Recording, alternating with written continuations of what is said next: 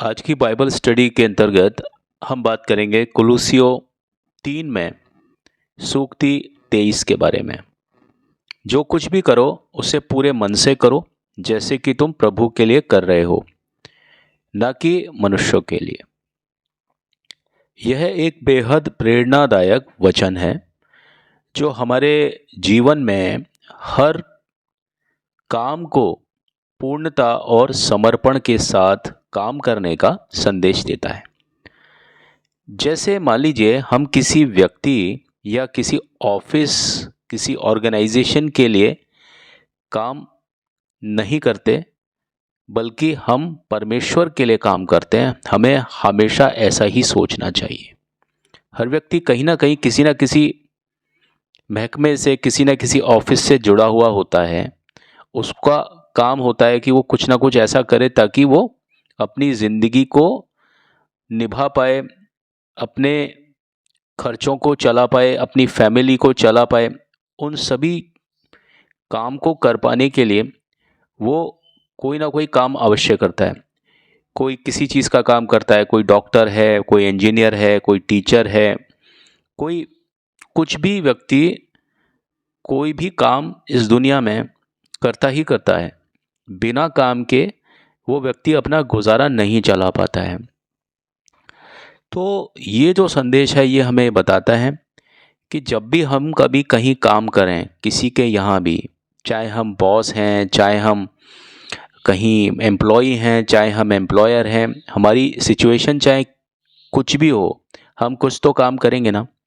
तो हम जो भी कोई काम कर रहे हों उसे हम हमेशा ईमानदारी के साथ करें, हमेशा सच्चाई के साथ करें, हमेशा एक जैसे मतलब काम के प्रति हमारा समर्पण हमेशा होना चाहिए। इस अगर मैं सूक्ति की बात करूं एक आम भाषा में समझाने के लिए, तो वो कुछ ऐसे ही होगा। जैसे मैं नौकरी की बात कर रहा था, तो एक कंपनी में अगर कोई व्यक्ति है जो काम करता है, या हम सब लोग किसी कंपनी में काम करते हैं, तो उस कंपनी का कोई डायरेक्टर भी होगा।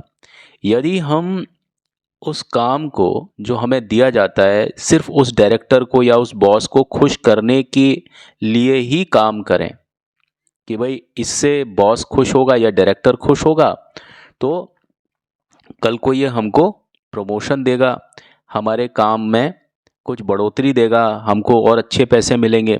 यदि हम सिर्फ इस लालच के साथ में उस काम को करते हैं तो वो ठीक बात नहीं है। क्योंकि ये देखा जाता है कि लोग सिर्फ डायरेक्टर के डर की वजह से, या जो आपके बॉस होते हैं उनके डर की वजह से, या उनके साथ में रिश्ता रखने की वजह से कि भाई वो हमारे नियर और डियर हों, इस वजह से हम उनको खुश करने के लिए ही अच्छा काम करते हैं। लेकिन यह वचन हमें ये बताता है कि हमें हर काम को, जो भी काम हमें दिया जाए, उसको हमें हमेशा ही बहुत ज़्यादा जोश के साथ में, बहुत होश के साथ में, बहुत ईमानदारी के साथ में, बहुत ज़्यादा लगन के साथ में, पूरे समर्पण के साथ में उस काम को करना है। भले ही वो काम हमारा कोई देख रहा हो या ना देख रहा हो, इससे कोई भी फ़र्क नहीं पड़ता। हमारा जो ध्यान है वो सिर्फ काम पर होना चाहिए कि हमें जो काम ईश्वर ने दिया है, ये मानना चाहिए जो काम हमको मिलता है वो ईश्वर हमें देते हैं, तो वो काम बेहतर तरीके से ही करना चाहिए। हमें इस चीज़ पर निर्भर नहीं होना चाहिए कि कोई व्यक्ति जो कि हमारा डायरेक्टर है, हमारा बॉस है, जब वो देखेगा हमें काम करता हुआ तभी हम उस काम को बेहतर तरीके से करेंगे, नहीं तो उस काम को उतना ईमानदारी, उतनी लगन, उतने समर्पण के साथ नहीं करेंगे। जैसे मान लीजिए बहुत सारे लोग वर्क फ्रॉम होम करते हैं, और ये परिस्थिति कोरोना के बाद में बहुत ज़्यादा पैदा हो गई, बल्कि कोरोना के समय से ही ये सारी स्थितियां हैं। तो वो जब बॉस की निगरानी में काम करते हैं तो वो ईमानदार होकर के भी ईमानदार नहीं हैं।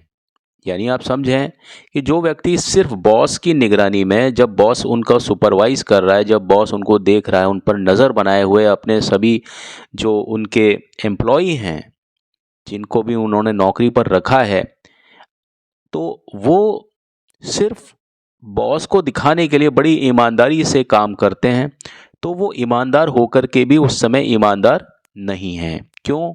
क्योंकि उनका जो मिशन है, उनका जो विज़न है वो काम पर नहीं है, उनका फ़ोकस काम पर नहीं है, बल्कि इस बात पर ज़्यादा है कि हमें बॉस को, हमें डायरेक्टर को किस प्रकार खुश रखना है। लेकिन हमको ऐसा नहीं सोचना है। हमको हर काम भगवान के लिए करना है।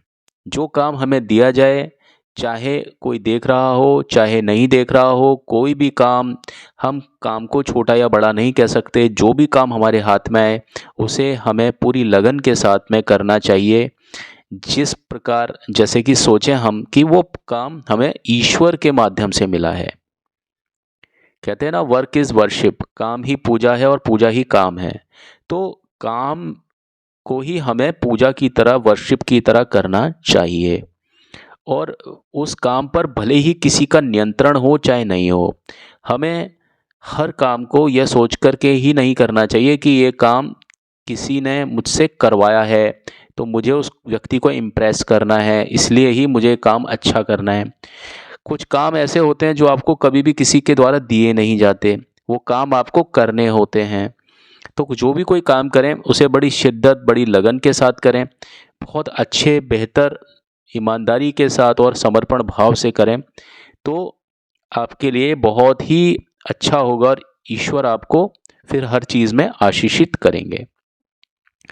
अगर उसका एग्ज़ाम्पल मैं एक बच्चे के ज़िंदगी से देता हूँ, तो अगर कोई बच्चा है, छोटा है, वो एक स्टूडेंट है, तो छात्र है वो, तो केवल वो पढ़ाई इसलिए करता है ताकि उसे अपने टीचर्स की, अपने माता-पिता की तारीफ़ मिल सके, वो उनके लिए खुश हो सकें और वो उसको अच्छी-अच्छी चीज़ें दे सकें, प्रोवाइड करवा सकें। सिर्फ़ वो बच्चा अगर अपने माँ-बाप को खुश करने के लिए या अपने अहम को बढ़ावा देने के लिए या प्रशंसा पाने के लिए, इस प्रयोजन से अगर वो बच्चा काम करता है, पढ़ाई करता है, तो उसकी ये पढ़ाई के प्रति जो समर्पण है, ये अस्थायी होगा, ये कोई परमानेंट बात नहीं होगी।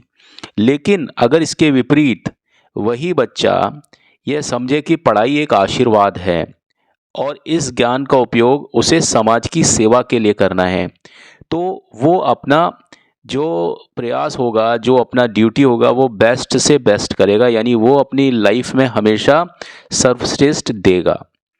हम मतलब हर एक उस कंडीशन में, जब उसे कोई देख रहा हो चाहे नहीं देख रहा हो, तो उसके दिमाग में कभी ये बात नहीं आएगी कि मुझे कोई भी काम करना है, पढ़ाई करनी है, कोई परफॉर्मेंस देनी है, वो सिर्फ एप्रिसिएशन के लिए देनी है। ऐसे उसके दिमाग में कोई भी बात नहीं आ पाएगी। अब जैसे ऑनलाइन शिक्षा के दौर में अभी जो ऑनलाइन जो क्लास चलती हैं, बच्चों पर कोई सीधी निगरानी नहीं होती है।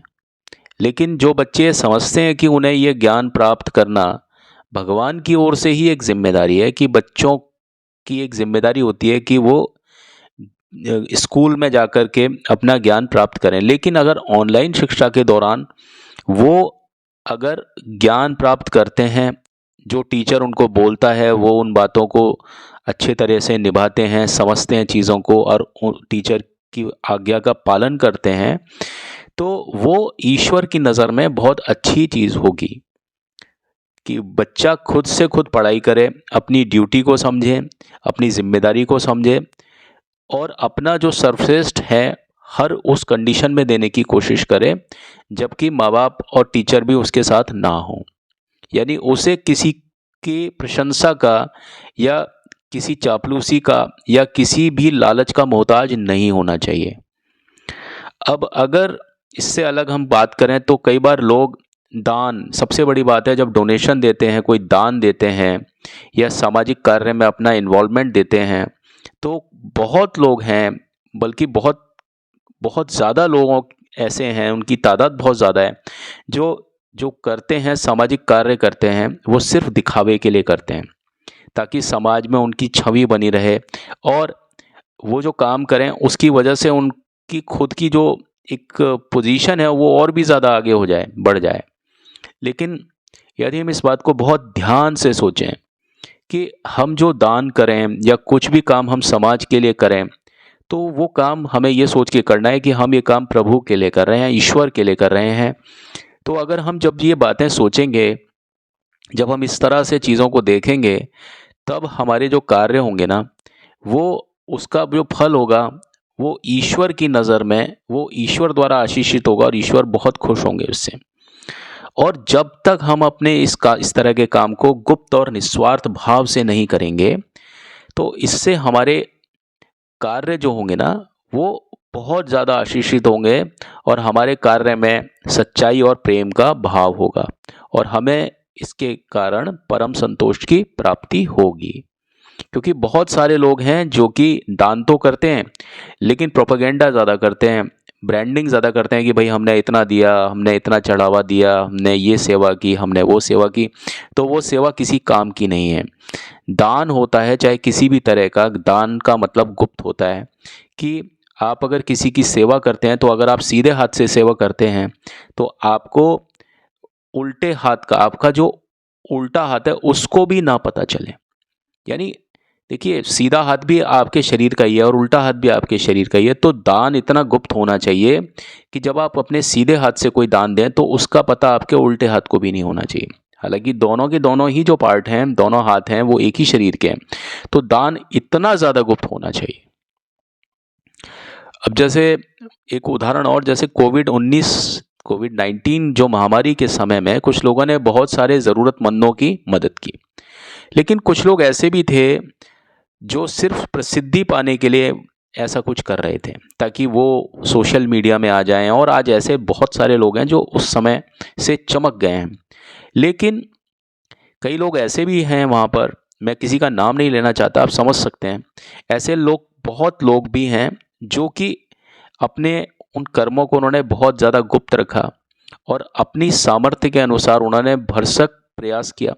कुछ लोगों ने तो अपना जो मेन प्रोफेशन था उसको भी छोड़ दिया।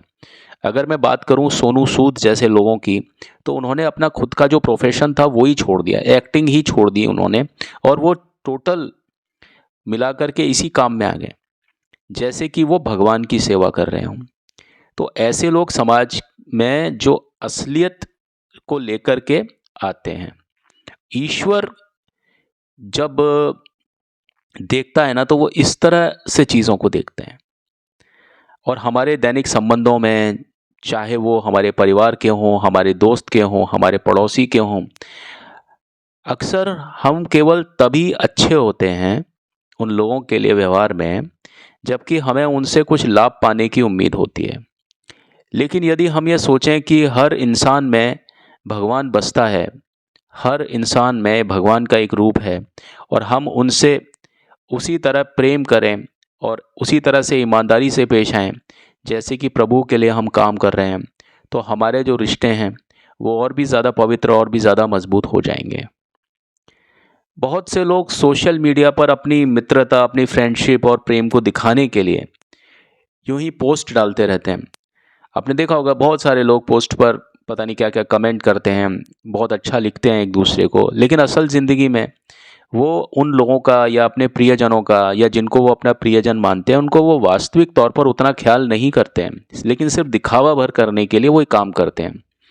तो अगर हम वाकई अपने परिवार और दोस्तों के प्रति ईमानदार रहें और बिना दिखावे के साथ में अगर हम काम करें, कोई भी प्रेम का मतलब कोई भी काम करें, चाहे हम मानसिक काम करें, चाहे हम शारीरिक काम करें, दिखावे के साथ ना हो, तो यह भगवान के लिए ऐसा लगता है कि हम भगवान के लिए काम कर रहे हैं और उन्होंने ही हमें ये काम दिया है और हम भगवान के लिए ही काम कर रहे हैं। क्योंकि भगवान तो हमें दिखते नहीं हैं, बट वो हमारे साथ हमेशा होते हैं।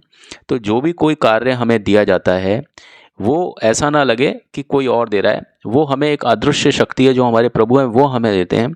तो हम जब ये सोचेंगे कि जो भी कोई काम हमें दिया जाता है वो हमारे प्रभु ने हमको दिया है, तो ही हम उस काम को बहुत अच्छे तरह से करेंगे और प्रभु की निगाह हमसे कभी भी हटती नहीं है। तो जो भी कुछ काम करें, वो ये सोच के करें कि ये काम मुझे दिया गया है, वो मेरे प्रभु, मेरे ईश्वर ने मुझे दिया है, मेरे जीसस ने मुझे दिया है। और इससे हमारे जो रिश्ते हैं प्रभु के साथ में और सभी के साथ में सच्चे बने रहेंगे। तो यह जो वचन है जिसकी मैं आपके सामने पूरी मैंने व्याख्या की, ठीक है, जो भी कुछ करो उसे पूरे मन से करो जैसे कि तुम प्रभु के लिए काम कर रहे हो, ना कि मनुष्य के लिए। तो कुलुस्सियों 3 में जो 23 सूक्ति है उसका अर्थ अगर मैं आम शब्द में बताऊं तो वो यही इस तरह से ही है। तो इस वचन का अर्थ हमें इस तरह से ग्रहण करना है कि हमें हर काम को पूरे मन और भगवान की सेवा के दृष्टिकोण से करना है, ना केवल इस तरह से कि हमें सिर्फ ऊपरी ऊपरी करने, ना केवल लोगों के सामने अच्छा दिखने के लिए, बल्कि हमें ईश्वर के की छत्रो छाया में ये काम करना है, ईश्वर को हर जगह विद्यमान रखते हुए काम करना है। अगर हम इस दृष्टिकोण से अगर अपने जीवन को जीते हैं तो ना केवल हमारे कार्यों में गुणवत्ता आएगी, ना सिर्फ हमारे कार्यों में जो क्वालिटी है वो बढ़ेगी, बल्कि हमारे जीवन में भी हमें संतुष्टि मिलेगी, शांति मिलेगी और परमेश्वर का आशीर्वाद भी हमें हर पल प्राप्त होगा। जब हम ऐसा करते हैं तो चाहे किसी की तारीफ मिले या ना मिले, हम जानते हैं कि हमने अपना सर्वश्रेष्ठ देने का प्रयास किया है, और कोई देखे ना देखे लेकिन प्रभु तो सब देख रहे हैं, और यह चीज़ ही हमें आत्मिक संतुष्टि और आत्म प्रेरणा से भर देगी। इन वचनों के ज़रिए परमेश्वर आपको बहुतायत से आशीष दें। आमीन।